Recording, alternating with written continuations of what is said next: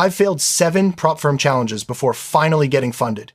And in those failures, I lost over $3,000 in challenge fees. But here's the thing, every single one of those failures was completely preventable. Today, I'm going to show you the exact reasons why 90% of traders fail Propfirm challenges, and more importantly, how you can be in that elite 10% who actually get funded and stay funded.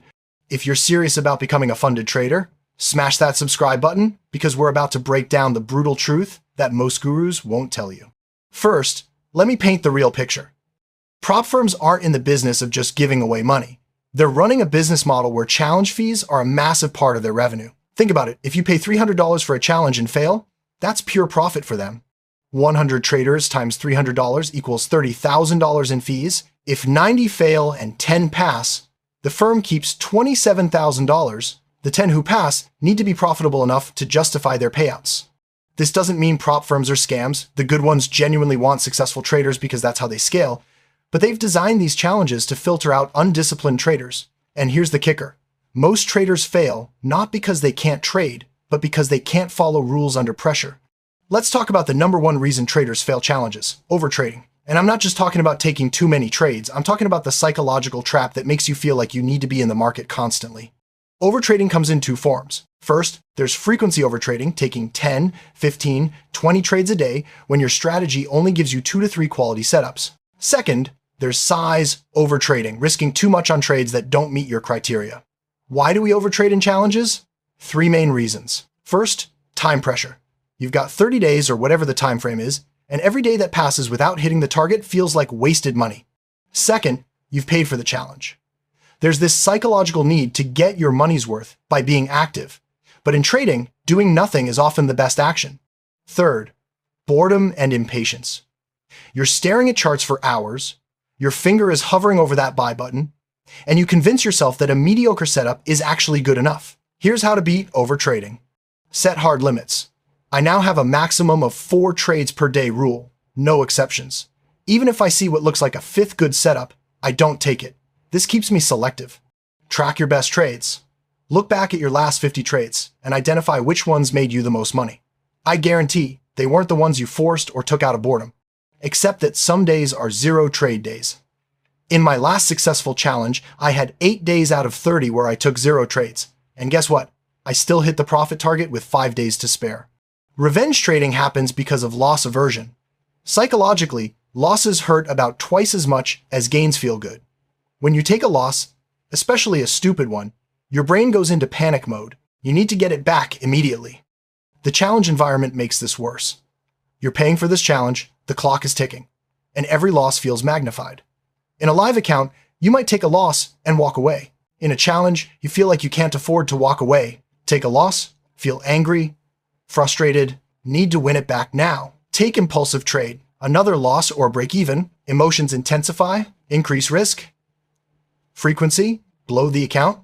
Here's my revenge trading prevention system. 1 strike rule. After any loss, I close my trading platform for a minimum of 30 minutes. Not optional. I set a timer on my phone.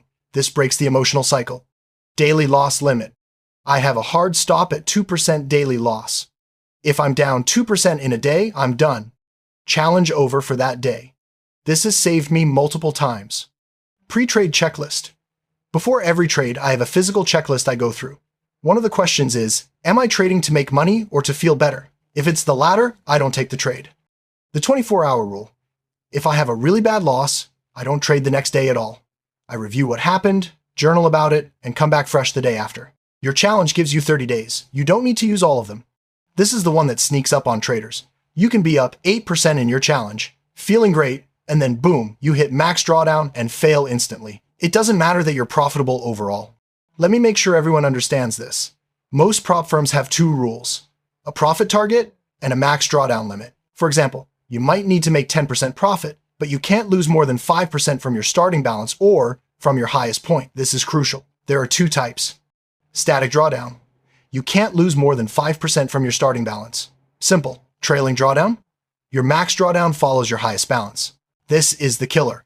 If you start with $100K and grow it to $108K, your max drawdown is now $103K, 5% from $108K, not $95K. Starting balance, $100,000. Profit target, $110,000, 10%. Max drawdown, $95,000, 5% static. Scenario, day 5. Account grows to $106,000. Trailing drawdown now at $100,700, 5% from peak. Day 8. Series of losses brings account to $101,500. Drawdown from peak, $4,500. 4.24% still safe. Day 9. One bad trade loses $2,000. Account now $99,500. Drawdown from peak, $6,500. 6.13%. Challenge failed despite being down only 0.5% from start. Here's how to never hit max drawdown again. Track your high watermark daily. I have a spreadsheet where I record my peak balance every single day. I know exactly where my max drawdown line is at all times. Use a visual indicator. I literally put a red line on my account balance in my trading platform showing where max drawdown is. If I get within 1% of that line, I stop trading for the day. Calculate your risk buffer. Before you take any trade, know how much room you have. If you're close to max drawdown, you need to either reduce position size or stop trading until you build a bigger buffer. The 3% safety rule. I never let myself draw down more than 3% from my peak. When I hit negative 3%, I take a mandatory break and reassess. This keeps me well away from the 5% line. Even if you avoid overtrading, revenge trading, and max drawdown, poor risk management will still kill your challenge. This is about position sizing, stop losses, and risk-reward ratios. The 2% rule and why people break it. Everyone knows the 2% rule: don't risk more than 2% of your account on any single trade. But in Propfirm challenges, I see traders risking 5%, 7%. Poor risk management will still kill your challenge. Why? Because they think bigger risk means faster profits. Wrong. Let's do the math. Strategy A, risk 2% per trade. Win rate, 55%. Risk reward, 1 to 2, after 20 trades, plus 11.2% likely pass challenge. Strategy B, risk 5% per trade. Win rate, 55%. Same strategy. Risk reward, 1 to 2. After 20 trades, plus 28% or negative 15%, high chance of hitting max drawdown. The problem isn't the potential profit, it's the volatility. With 5% risk, just 3 losses in a row, and you're down 15%. Challenge over. The other risk management killer, moving or removing stop losses. I've done this, you've probably done this. You're in a trade, it's going against you, your stop is about to get hit, and you think maybe it just needs a bit more room. Never move your stop loss wider. If your analysis was wrong, take the loss. Moving stops is how small losses become account-destroying losses. Every time I've moved a stop loss to give a trade more room, I've regretted it. Every single time. Here's the system that got me funded. Maximum 1% risk per trade during challenges. Yes, 1%, not 2%. This gives you massive psychological buffer and keeps drawdowns tiny. Calculate position size before entering. I use a position size calculator every trade. I input my entry, my stop loss, and it tells me exactly how many lots to trade to risk 1%. No guessing. Minimum 1 to 2 risk-reward ratio. If I'm risking $500, I need to be targeting at least $1,000.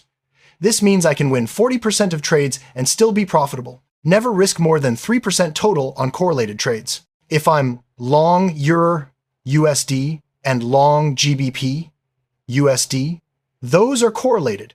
I count that as combined risk. Set stops based on technical levels, not dollar amounts. Your stop should be where your analysis is proven wrong, not just some random distance from entry. All right, we've covered what not to do. Now let's talk about what actually works, the mindset and strategy that separates the 10% who succeed from the 90% who fail. First, change your relationship with the challenge. Stop seeing it as a race to hit the profit target as fast as possible. See it as a job interview where they're testing if you can follow rules under pressure. The Propfirm doesn't care if you hit 10% profit in 5 days or 25 days. They care that you can trade consistently without blowing up. I passed my last challenge in 23 days.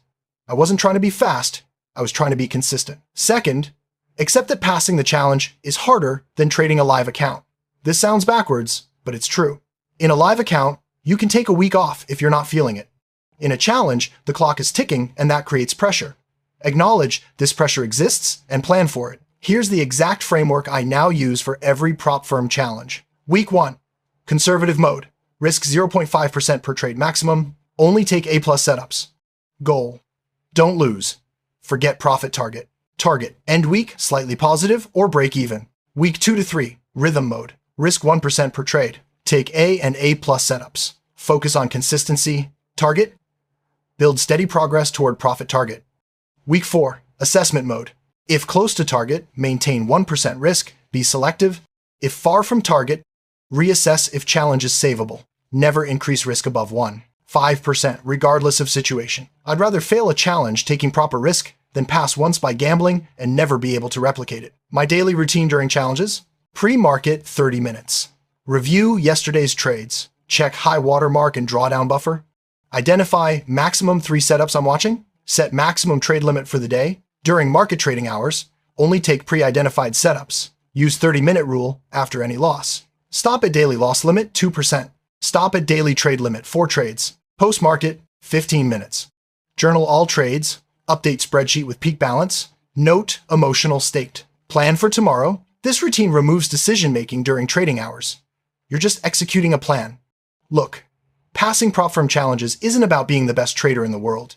It's about being disciplined enough to follow a simple set of rules while managing your emotions. The 90% who fail aren't bad traders, they're undisciplined traders. Avoid overtrading by setting hard limits. Prevent revenge trading with mandatory breaks. Track your max drawdown religiously. Use proper 1% risk management, and approach the challenge as a test of discipline, not a race. I've failed 7 times and succeeded twice. Those 2 successes came after I stopped trying to be a hero and started being a robot. Boring, consistent, rule-following robot. If you found this valuable, smash that like button and subscribe. Drop a comment below telling me which mistake you've made overtrading, revenge trading, max drawdown, or poor risk management. Let's learn from each other.